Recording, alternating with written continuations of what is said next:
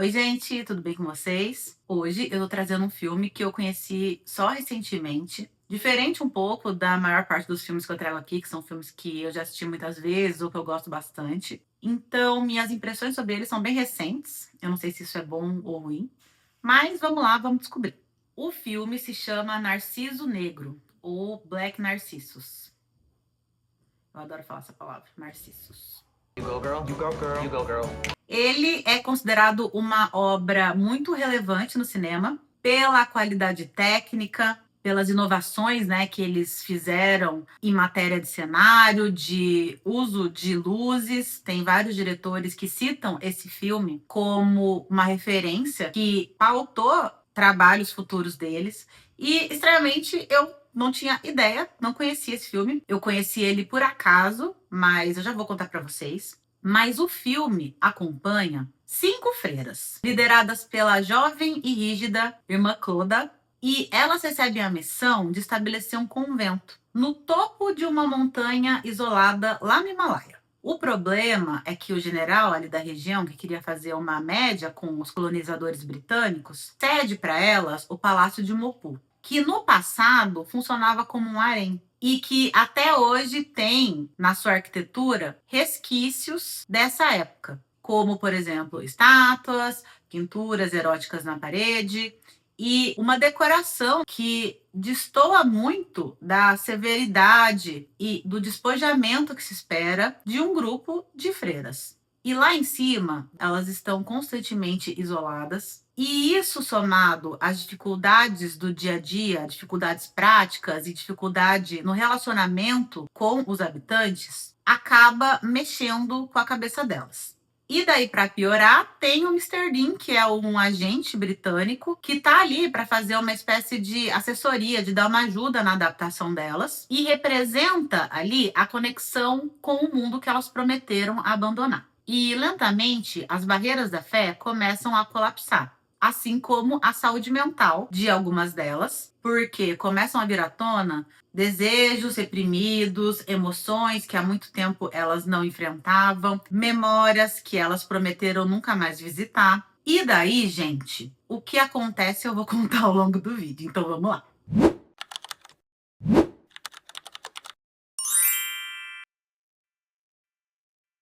Bom, meu nome é Ana Fortuna, eu sou jornalista por formação, cinéfila de coração e agora sou criadora de conteúdo porque eu quero fazer análises críticas através do audiovisual de uma maneira que faça sentido para mim. E se você gosta desse tipo de conteúdo, me segue, se inscreve no canal, curte esse vídeo e me mostra para alguém, porque eu tô nessa saga de conseguir começar a monetizar, então me ajude a realizar meu sonho.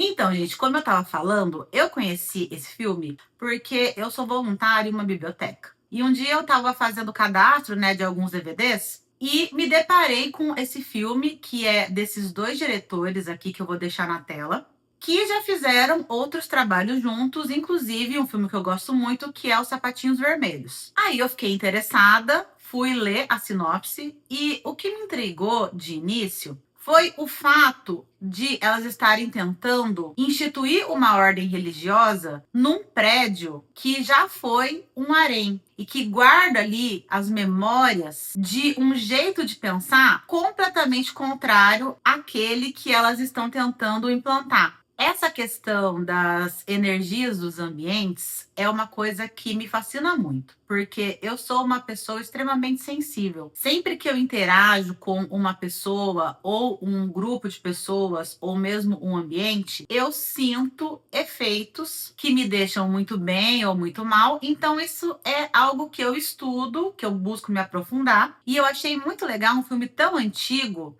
de 1943, falar sobre isso. E agora me conta, você já reparou que seu estado de espírito muda de acordo com as suas interações? Você já percebeu que você fica muito ansiosa, ansioso ou muito cansada, cansado em um lugar com muitas pessoas? Já se aprofundou nas suas mudanças de humor depois de passar muito tempo na natureza, ou numa praça de alimentação, ou num show, ou numa biblioteca? Conta aqui nos comentários que eu quero saber.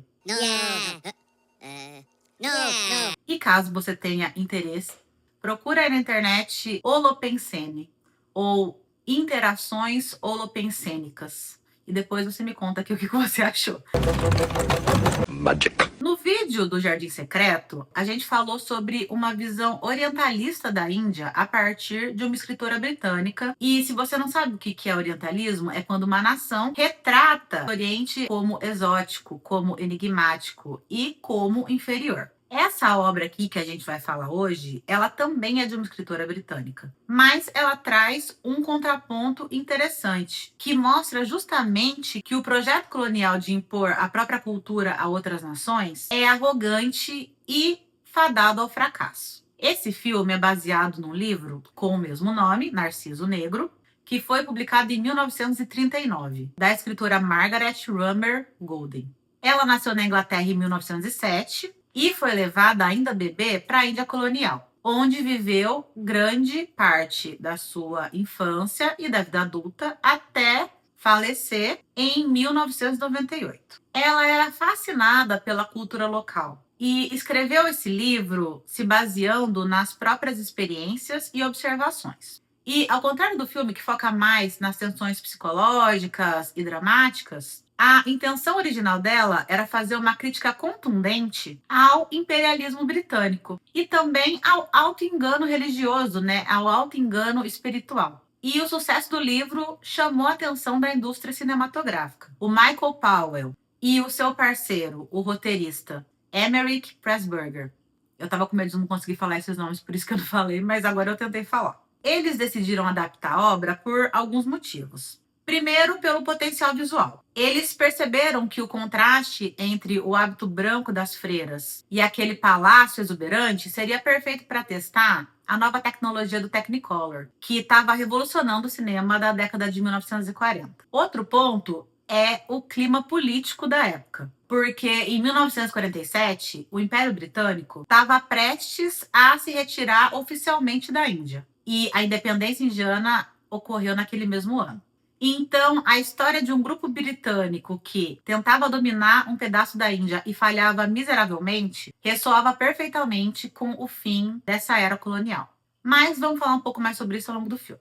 Então, sem mais delongas, o filme começa num convento, em que a madre superiora daquela ordem chama a irmã Cloda e repassa para ela a informação de que agora elas têm permissão para continuar os seus planos de expansão em Mopu, já que elas receberam um palácio para ser a sede da ordem nessa região. E daí ela mostra uma carta vinda do agente britânico que é encarregado de administrar as terras, atuando enquanto intermediário entre o governo britânico, o governo indiano e os habitantes locais. E pelo tom da carta, a gente vê que ele não está muito feliz com a iniciativa. Ele explica que o palácio não é confortável, que ele fica num lugar isolado a 2.500 metros de altitude, que venta o tempo todo e que para elas chegarem lá vai precisar arranjar guias e pôneis para elas. E aqui eu já quero falar dos pôneis porque eles são tão fofinhos. É tão fofinho!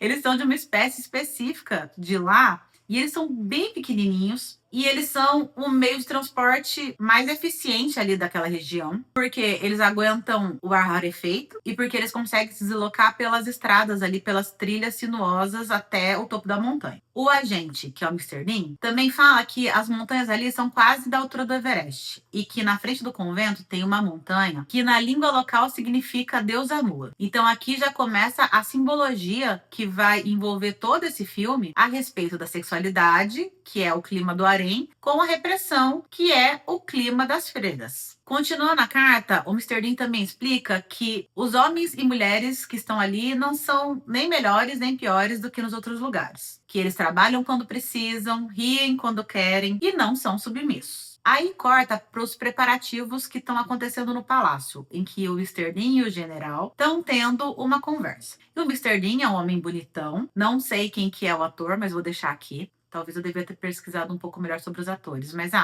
eu queria falar tanta coisa desse filme, gente, que isso vai ficar em segundo plano. Então ele é um homem que se adaptou e que adotou o estilo de vida local. Ele trata os moradores ali como iguais, não tenta ficar mudando eles, e ele também não quer ser mudado. Ele se veste de um jeito todo desleixado, bebe muito, ele é super resmungão, e ele fala pro general que elas têm sorte se elas conseguirem passar 5 meses, que é o tempo que uma outra ordem, só que de padres, que já tinha tentado se estabelecer ali, ficou antes de sair fugido, que eles não aguentaram. E o general aqui, ele é um ator britânico que tá usando maquiagem, então ele tá com o rosto escurecido, que era uma prática comum naquela época, pegar uma pessoa branca e pintar o rosto dela para que ela se passasse por outras etnias. E essa é uma prática preconceituosa. Hoje em dia, ela é vista com péssimos olhos, ainda bem. Primeiro que é uma visão totalmente reducionista, estereotipada, que foi usada ao longo da história para representar características que eram puramente do interesse do colonizador. Mas o caso aqui também é que quando eles escalavam atores britânicos, eles deixavam de escalar atores daquele país. E hoje em dia, pelo menos, essa parte melhorou, porque essa história, ela também foi adaptada para uma série. E daí esse elenco foi escalado dentre as pessoas que realmente moravam ali, que eram atores e deram oportunidade para as pessoas trabalhar.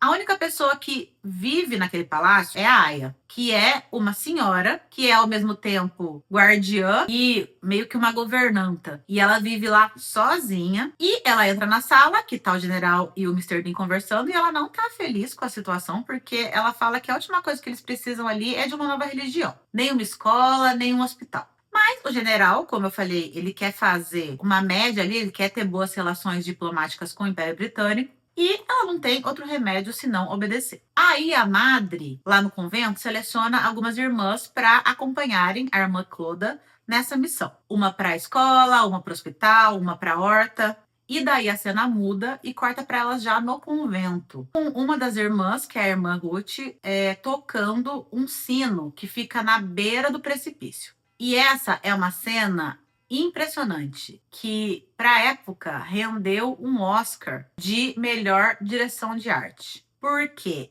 é uma pintura. O filme, na verdade, foi filmado dentro de um estúdio. Então, o fundo do penhasco, com todas as árvores, com toda a floresta, era uma pintura feita numa placa de vidro que era posicionada milimetricamente na frente da câmera para dar essa sensação de profundidade. Aí elas começam as atividades e logo descobrem que as pessoas estão sendo pagas para frequentar o convento. E esse, minha gente, é o começo do golpe. A irmã Cloda vai falar com o general e ele diz que a ideia é que eles comecem a ir por obrigação, vejam os benefícios e passem a ir por vontade própria. O que, na verdade, não é uma má ideia. Porém, a irmã Cloda fica ultrajada, porque na cabeça dela, apenas a proposta de saúde e de conhecimento que elas trazem já deveria ser o suficiente para trazer os moradores até ali. O que é uma visão ingênua e absurdamente prepotente. Você não vai atrás de uma coisa que você não sabe que é bom para você. O ser humano, ele gosta da zona de conforto. Se eles ali já têm todo um sistema de cura, todo um sistema religioso que já está estabelecido, mesmo que não é nem garantia, tá? Porque tem muitas coisas que existem na natureza que também são ótimas formas de se curar. Mas partamos do princípio que as feiras tragam algum tipo de medicina ali que é mais avançado. Tem que entender que eles não têm nem repertório ainda para entender o que aquilo faz. Eles precisam ir lá ver para ver o benefício que traz. Isso em qualquer lugar, não apenas na questão da saúde, mas quando você vai implantar uma regra nova no trabalho, você precisa mostrar para as pessoas que aquilo vai ser bom para elas, porque a tendência natural do ser humano é ficar na estagnação, porque tá confortável, o conhecido é confortável. Então, não sei se vocês já tentaram implantar uma mudança no mundo corporativo, é complicado, gente. Mas, como eu disse, é uma visão prepotente e teórica da natureza humana. Mas aqui a realidade já começa a colocar essas garrinhas de fora e elas começam a perceber que a sua influência é muito menor do que elas imaginavam. E o controle que elas pensavam que tinham, na verdade, não existe. E como eu falei, né? Essa é uma obra que critica imensamente a arrogância do imperialismo britânico. que nesse caso aqui, as freiras, por acreditarem que suas opiniões são as únicas corretas, acham que pode simplesmente impor sua religião num ambiente culturalmente diferente e ainda por cima desdenham de qualquer pessoa que não pense como elas. Mr. Dean vai se apresentar à irmã Cloda e o jeito cínico dele bate de frente com a soberba dela, que fala com ele como se tivesse muito para ensinar e nada para aprender. Understood you wanted to see me. We want to talk to you on business. I didn't suppose you want to talk to me on anything else. E eles debatem algumas questões locais, porque ele conhece muito bem a região, e por isso ele ficou responsável desde ensinar um pouco sobre a forma de viver daquelas pessoas, até resolver problema do encanamento para deixar o prédio que elas vão viver um pouco mais habitável. No livro, a conexão dos dois ela é mais intelectual. Já no filme, a tensão é mais romântica. A presença dele ali atua como um gatilho para os desejos reprimidos e memórias mundanas, não apenas dela, mas de todas as outras freiras também.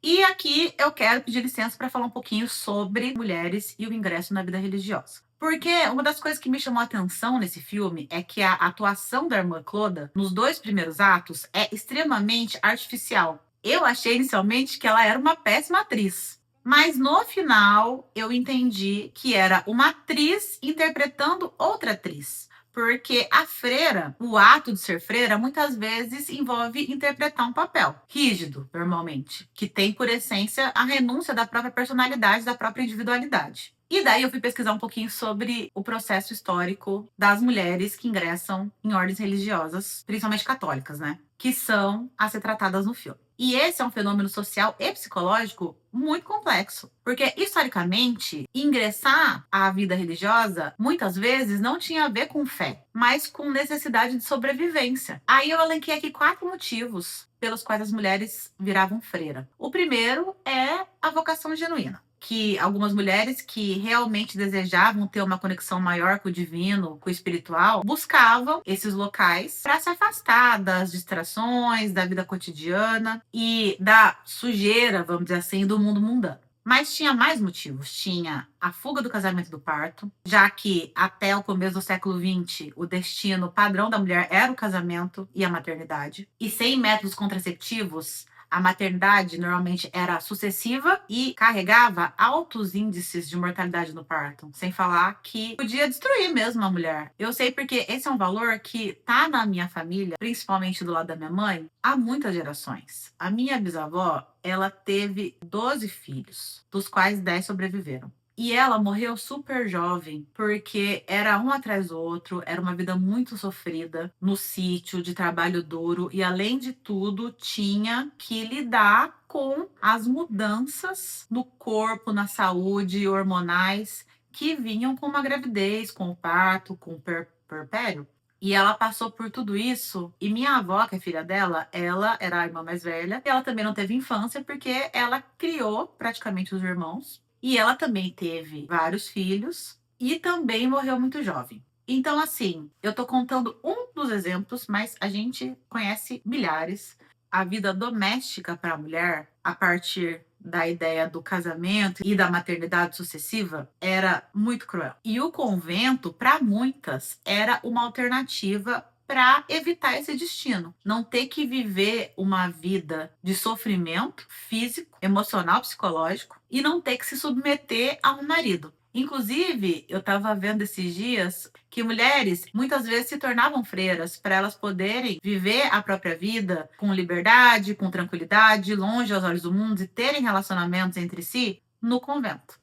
Outro motivo pelos quais as mulheres entravam na vida religiosa era o acesso ao conhecimento, porque durante séculos as freiras eram as únicas mulheres autorizadas a ler, escrever e administrar grandes propriedades. E, por fim, era uma estratégia financeira da própria família, muitas vezes, porque famílias nobres com muitas filhas às vezes não tinham recursos para pagar o dote de todas. Então, enviar uma filha para um convento era uma saída muito mais barata e socialmente aceitável para garantir o sustento dela sem fragmentar a herança familiar ou entrar em falência. Interessante, né?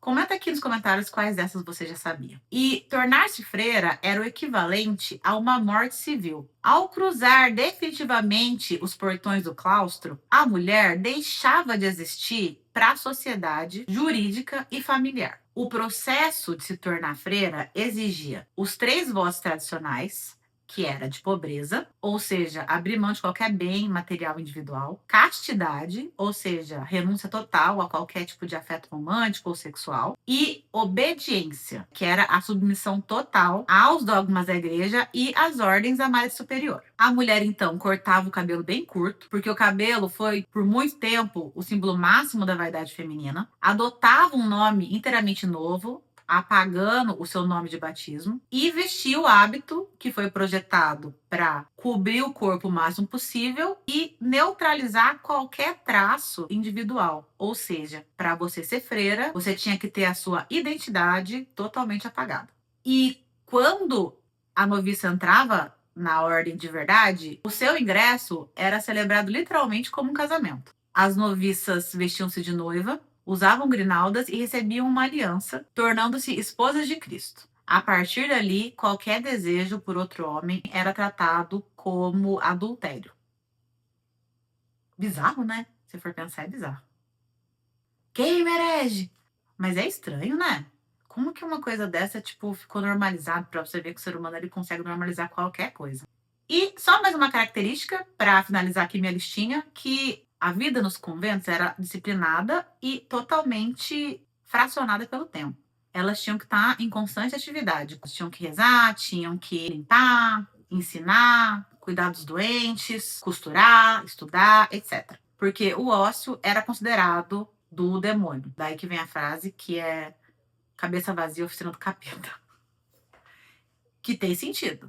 Que quando você se mantém ocupado, você consegue deixar o tempo fluir e as ideias se encaixarem na sua cabeça e toma melhores decisões. E você também não fica com tempo para ficar pensando besteira e tendo ideia tonta. Mas também tem o ócio criativo, que hoje a gente entende que é positivo, que é você tem que ter um tempo aí para você sonhar, para você pensar na vida, para você deixar, né, decantar os seus conhecimentos, as informações. Prova disso é que tá todo mundo surtando, porque ninguém consegue mais ter esse tempo, porque você tá o tempo todo recebendo informação, informação, informação, tela, tela, tela, sem nunca ter tempo para absorver aquilo que você tá aprendendo. E isso é assunto para outro vídeo. Vamos continuar. Por que eu falei tudo isso? Porque, para reforçar meu argumento de que a irmã Cloda, ela também estava representando um papel ali enquanto freira. E um bem rígido, por sinal. E no caso dela, ainda tinha a soberba e o orgulho que era próprio dela. Dela enquanto pessoa, mas que essas ideias que são incutidas muitas vezes por contextos religiosos de que aquelas pessoas são escolhidas, é um jeito de solidificar esse sentimento de soberba, de arrogância, de que você tá certo e que o outro tá errado. Ao invés de você trabalhar isso, você finge que você é modesto, mas no fundo você tá ali com aquilo ali dentro de você, cutucando, né? Como diz meu pai, o ego é uma bosta. A gente tem que estar o tempo todo brigando com a gente mesmo, porque o ego, a vaidade, ele te arrasta. E no caso da irmã Cloda, ela nem esconde que ela é arrogante e ela conversa com as pessoas sempre com o nariz super empinado, como se ela fosse a detentora da verdade. Hey, sister. O tempo passa, a adaptação não tá sendo fácil, o palácio é enorme para cuidar, todo mundo tá sentindo dor, desconforto. E as irmãs reclamam, só que a irmã Cloda permanece impassível, porque ela realmente acredita que ela tem que cumprir aquela missão e que ela precisa ser forte, precisa ter mão firme, né, rédea curta, para manter as irmãs coesas, porque ela associa essa disciplina com uma segurança. Então, ela é fria porque ela acha que isso é sinônimo de força e que é isso que vai motivar as outras. Só que isso só faz dela menos acolhedora do que nunca e, consequentemente, vai criando um isolamento em que cada uma começa a mergulhar nos próprios pensamentos, nos próprios devaneios, e isso vai começando a deteriorar os ânimos ali, sem falar na saúde mental delas. A gente vê bem essa diferença entre ela e o Mr. Dean, porque tem um momento que ela tá reunida com ele no seu escritório, debatendo, né, algumas coisas, e entra a irmã Ruth toda desesperada, com as mãos ensanguentadas, porque teve um paciente que estava perdendo muito sangue, e a reação da irmã Cloda é dura, enquanto a do Mr. Dean é calorosa, é humana. Porque os dois são muito diferentes nesse sentido. Só que, a partir daí, a irmã Ruth começa a desenvolver uma paixão platônica por ele. Porque ela tem, né, uma personalidade fantasiosa, romântica, ingênua, e ela começa a criar um monte de ilusão na própria cabeça, que vai culminar numa tragédia. E eu quero deixar um adendo aqui sobre amor platônico. Porque eu tive alguns, sabe? Só alguns. E hoje eu fico analisando como que a mente, ela cria coisas a partir do absoluto zero. Um olhar, uma gentileza, dependendo do seu nível de carência, é o que basta. A mente vê o que ela quer ver. Ela sozinha encaixa os sinais, vendo pistas onde não existem. Porque, no caso da irmã Ruth, o Mr. Dean mal fala com ela ao longo do filme todo. Eles não têm nenhum tipo de interação. Ela fica só espiando ele e sonhando acordada. Mas esse é justamente o ponto, né? A ilusão, ela não precisa ter base na realidade. E acho que, na verdade, o amor platônico nem quer ter isso. Ele só é platônico porque ele não é real. E ele serve muito mais para suprir uma necessidade, um desejo da própria pessoa, e tem muito pouco a ver com o objeto de desejo em si. Chega uma estátua, que eu acredito que é a padroeira do convento, e guarda essa informação que ela vai fazer sentido no final. E chega também a Kanchi, que é uma órfã que vive ali no povoado, e ela é considerada pelos parentes muito rebelde, muito incontrolável, porque tem um comportamento muito livre, muito provocativo. E quem leva ela até lá é o Mr. Dean, porque ele fala que ela ficava rondando ali a casa dele, e esse era um comportamento considerado inaceitável, que muito provavelmente ia arruinar qualquer chance que ela tivesse de ter um bom casamento. Então, a intenção do Mr. Dean, junto com os parentes dela, era usar o convento como uma espécie de reformatório ali, que mantivesse ela presa e ensinasse disciplina e boas maneiras, corrigindo seus modos até que ela estivesse pronta para ser apresentada a um bom marido. E aqui a gente tem mais um caso de uma atriz britânica que teve a pele escurecida, e isso, cara, deixa ela muito estranha. Porque ela usa uma joia no nariz, só que os olhos azuis e os traços dela ficam óbvios ali. Então fica bem bizarro. O que é muito triste, porque esse filme é a adaptação de uma obra que quer mostrar exatamente o contrário. E essa é uma tremenda ironia, porque o filme está adaptando um livro que critica o Império Britânico, e para fazer essa adaptação, ele está fazendo uma das piores práticas possíveis. Então, isso meio que invalida toda a mensagem do filme, toda a proposta do filme. E a gente vê que, no final das contas, é tudo sobre dinheiro. E não que a gente não saiba disso, né? Mas podia ter passado sem isso, que por mais que eu tenha gostado do filme, eu acho legal, é uma oportunidade da gente ter acesso a essa obra, que eu pelo menos não conhecia, mas tem esse detalhezinho insignificante que acaba sendo gritante. E além da Kanchi, chega também o filho do general, que veio para estudar com as freiras. Não porque ele não tivesse meios de contratar bons tutores, mas porque elas representavam o que havia de mais legítimo em termos de educação britânica. Então, é um ato político que a gente está vendo ali, já que aprender diretamente com britânicos traria mais prestígio e reforçaria a relação entre a família do general e o império. E é ele que traz o Narciso Negro para o enredo, que é uma fragrância, um perfume que ele usa, que é uma invasão dos sentidos. É como se o mundo exterior estivesse adentrando aquele convento. Ele também introduz a vaidade e o luxo, porque chega coberto de joias, tecidos finos, e desperta nas freiras lembranças dos prazeres mundanos e materiais que elas prometeram abandonar. É o ponto de ruptura que mostra que os muros do convento e a rotina rígida que as freiras tinham na Inglaterra não existem mais. Agora elas estão em um ambiente livre, sem as amarras das proteções habituais. E com isso, a natureza humana começa a se mostrar. E com isso, memórias do passado das irmãs, em especial da irmã Cloda, começam a invadir implacavelmente a sua mente. Sobre quando ela vivia numa cidadezinha no interior da Irlanda e ela era apaixonada por um rapaz e tinha certeza que ele ia pedir ela em casamento. E mostra eles pescando, caçando, flertando. E o general e a Kanshi se apaixonam. O romance nascendo de maneira instintiva, baseado na atração e na juventude, e ignorando completamente as regras morais estabelecidas ali. Eles eventualmente fogem juntos e as freiras se sentem humilhadas, porque elas percebem que elas não têm autoridade nenhuma e que elas estão, a cada dia, falhando na sua missão de civilizar e converter a comunidade local.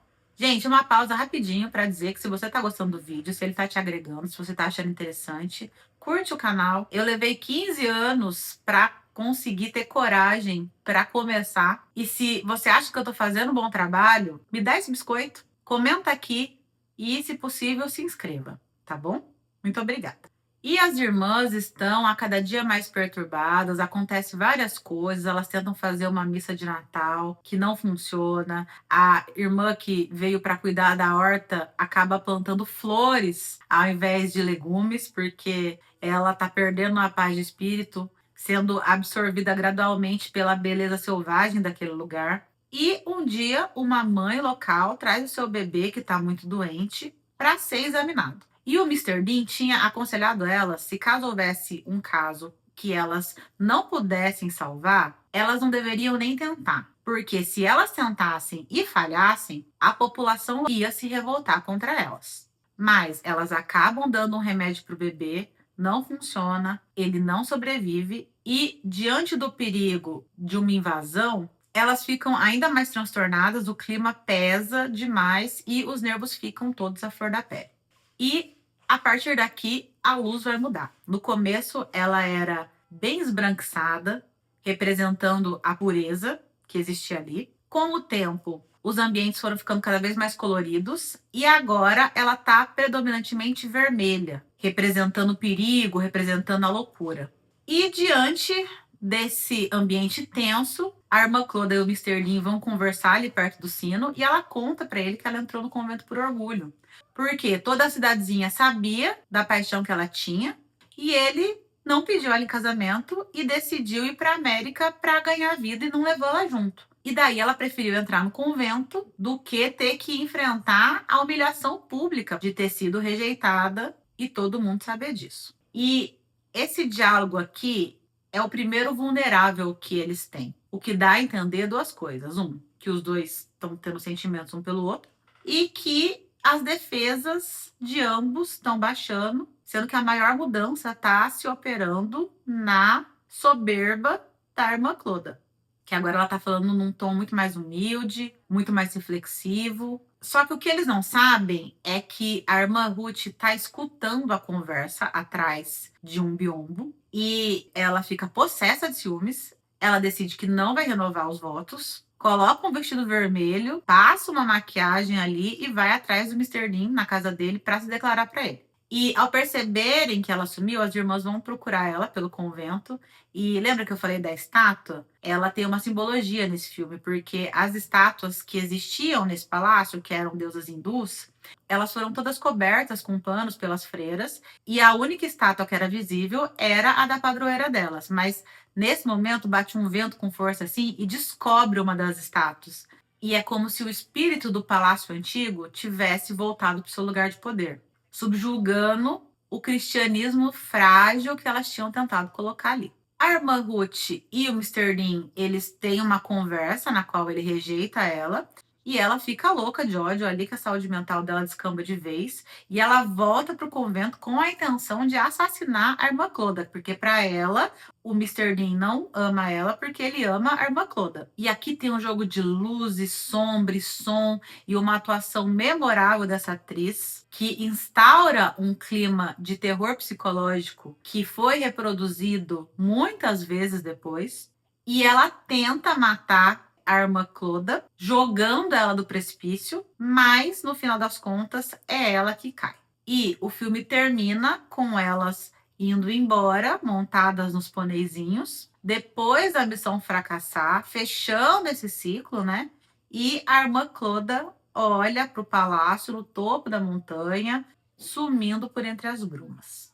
Ela, então, se despede do Mr. Dean, e acho que esse é um dos pontos centrais dessa cena, porque eles se olham de uma forma completamente diferente de quando eles se conheceram. Ela está visivelmente abatida, cansada e, no fim das contas, humanizada pelo sofrimento.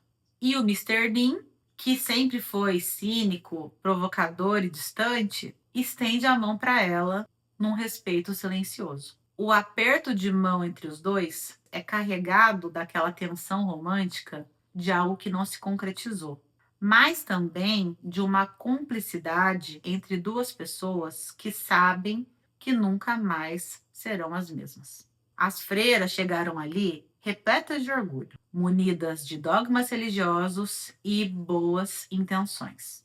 Porém, a força da cultura local e da própria natureza humana se mostraram soberanos. Elas saem menores do que entraram, mas às vezes é preciso destruir o que existe para construir algo mais forte. E com certeza elas saem dali mais humildes, empáticas e humanas e muito mais conectadas com a verdade que elas tanto defendem. Se você gostou desse vídeo, não deixe de curtir. Se você gosta do meu canal, não deixe de se inscrever. Eu vou deixar aqui 2 sugestões de filmes que eu acho que vocês vão gostar. Muito obrigada pela companhia até aqui. Até o próximo vídeo.